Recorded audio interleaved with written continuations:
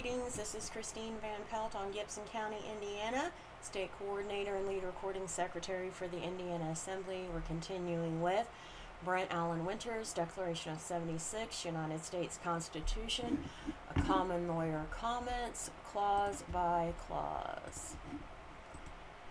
Section 1, Clause 6. In case of the removal of the President from office or of his death, resignation, or inability to discharge the powers and duties of the said office, the same shall devolve on the Vice President, and the Congress may by law provide for the case of removal, death, resignation, or inability, both of the President and Vice President, declaring what officer shall then act as President, and such officer shall act accordingly until the disability be removed or a President shall be elected.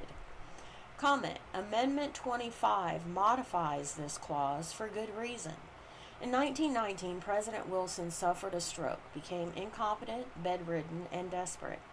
Unbeknownst to the country, Mrs. Wilson became unelected president in fact.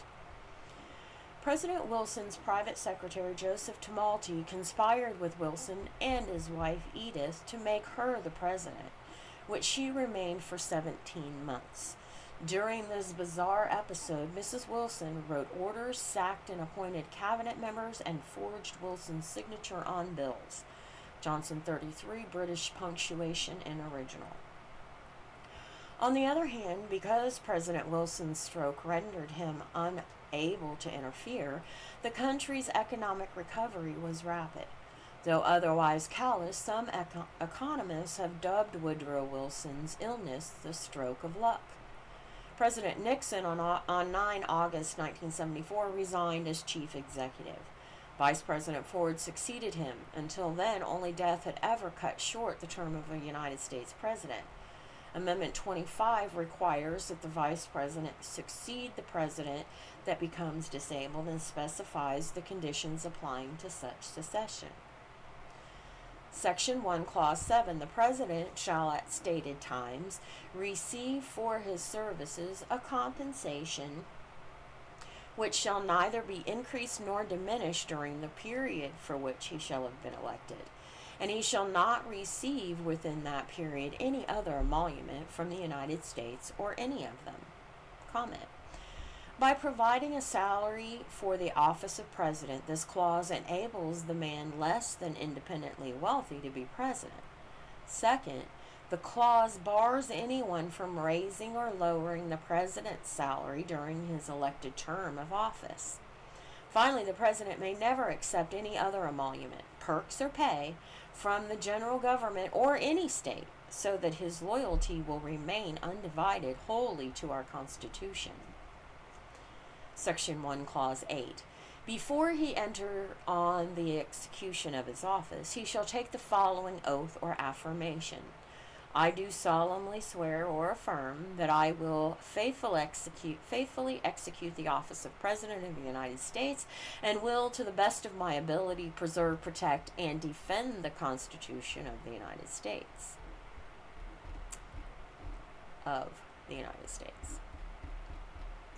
Comment: This oath is not to protect the people of the United States, but to faithfully preserve, protect, and defend the Constitution. Only by faithfulness to our Constitution are the people best served. A proper oath is a man's choice to additionally bind himself under penalty to a duty he has already recognized and accepted. Thus, to swear an oath is to accept a curse in the event the promise sworn is broken. See example Nehemiah 10:29. When done before witnesses, we call oath-taking a ceremony. Indeed, by the time a person decides to solemnize by oath his loyalty back to God in response to God's faithfulness to him, he has seen his duty. Ceremonial solemnizing, such as that referred to in this and other clauses of our Constitution, is meant to impress the swearer's duty deeper into his conscience. Moreover, if done before witnesses, it is their duty to hold the oath-taker to his duty. In all events, every promise, commitment, and undertaking, whether or not formally sworn to, whether or not understood, is a binding of oneself before God, the equivalent of an oath. The New Testament's term for oath is that term, or kos, signifying the swearer's self-limitation by giving himself into the power of another for consequences if he welches on his promise. Our Constitution never says who shall administer the oath to the President-elect, because the person administering the oath is of no importance. However, that the President-elect indeed swears the oath is all important. In order to not bar from office any believing that Scripture forbids oaths, Quakers are in view here. This clause allows men to affirm instead. See Brent Allen Winter's Excellence of the Common Law, subsection 4.3.1, and Juror's Handbook, A Common Lawyer's Comments, subsection 3, discussing Scripture's requirements concerning oaths. Moreover, whether we call this assurance of loyalty an oath or an affirmation is of no significance. It still amounts to an oath sworn, and Christ demands that it be sworn to God, and to God alone, God and no other, God and no more. Note well, the President-elect must swear his oath to abide by our Constitution, not by the Supreme Court's or Congress's interpretations of it.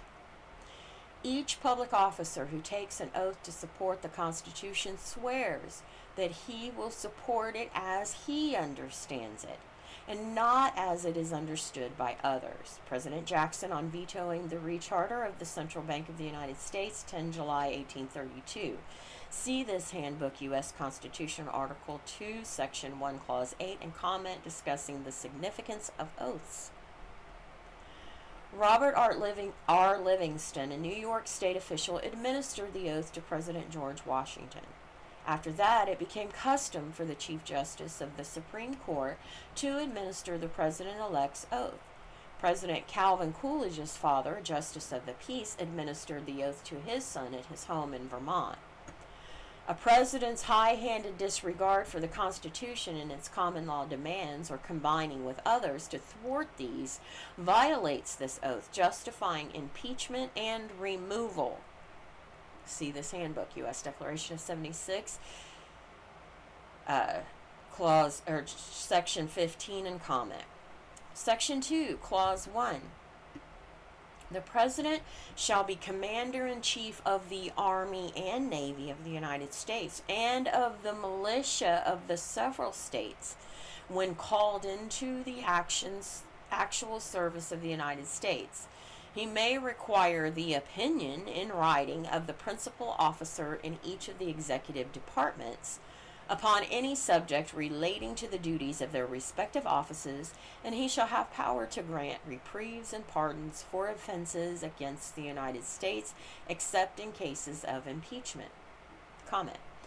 This clause, by placing unlimited command of the armed forces of the United States in the hands of the President, places that command and control in non-military hands.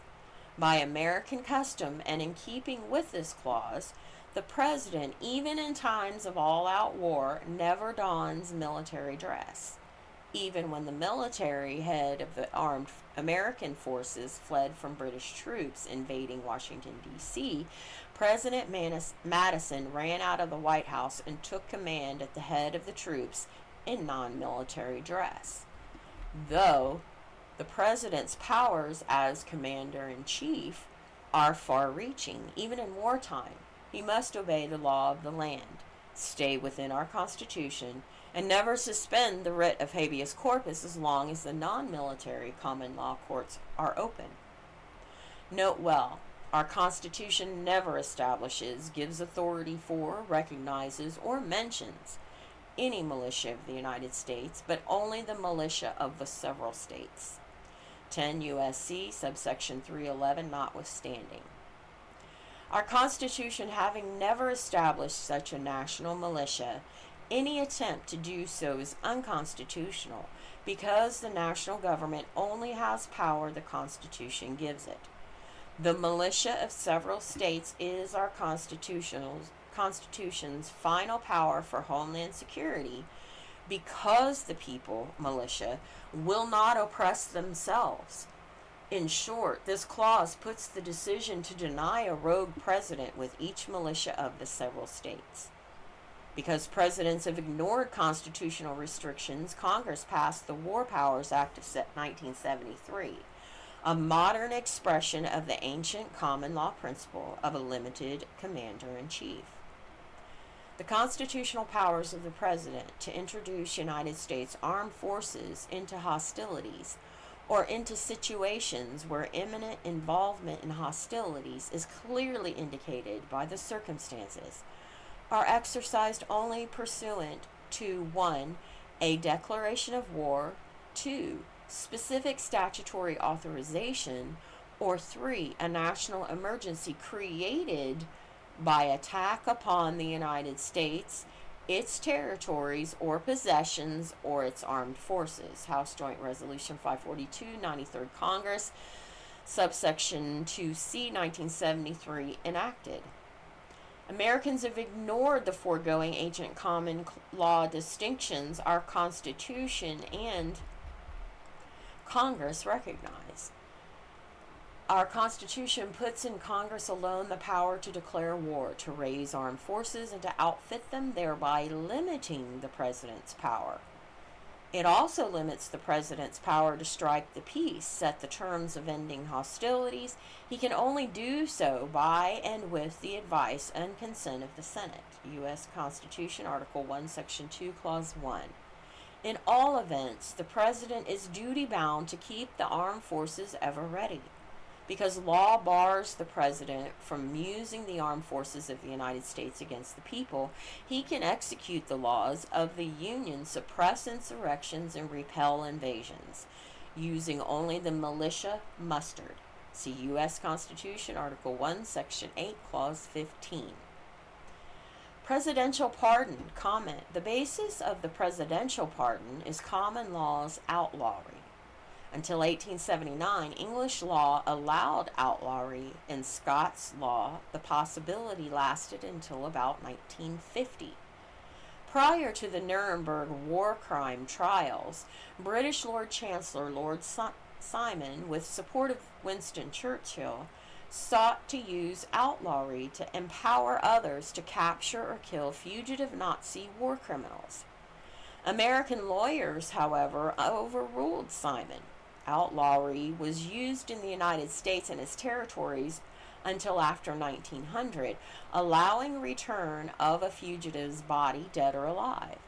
Sieper and Allen Winter's Excellence of the Common Law, subsection 4.9, discussing outlawry. See also this handbook, U.S. Declaration of 76, section 25, and comment discussing outlawry. At bottom, ancient outlawry carried the penalty of death at the hand of any finding the outlaw. Only the king's pardon could remove the ability of such outlawry. So also, only the president's pardon can remove the disability of a federal felony conviction. Section 2, Clause 2, he shall have power by and with the advice and consent of the Senate to make treaties, provided 2/3 of the senators present concur, and he shall nominate, and by and with the advice and consent of the Senate shall appoint ambassadors, other public ministers and consuls, judges of the Supreme Court, and all other officers of the United States whose appointments are not herein otherwise provided for, and which shall be established by law, but the Congress may by law vest the appointment of such inferior offices as they think proper in the president alone, in the courts of law, or in the heads of departments. Comment. Our Constitution intends the Senate to be the advisory body for the president, somewhat as the House of Lords has advised the Crown in Great Britain, granting or withholding consent. This ancient tradition is necessary to our common law principle of limited executive power, its beginnings lost in the fog of antiquity.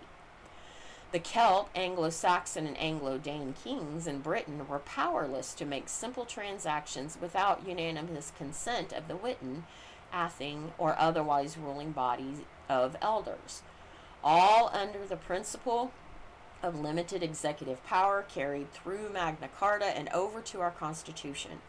The president, as were these early British kings, serves by invitation, and the common law, as it did these early kings, albeit now through our Constitution, limits the president's power. He holds his office and acts only by the advice and consent of our country through our Senate. Latin for elders. Interesting, right? All right, so that was our reading for this week, and I will see you on the next call. Peace and love.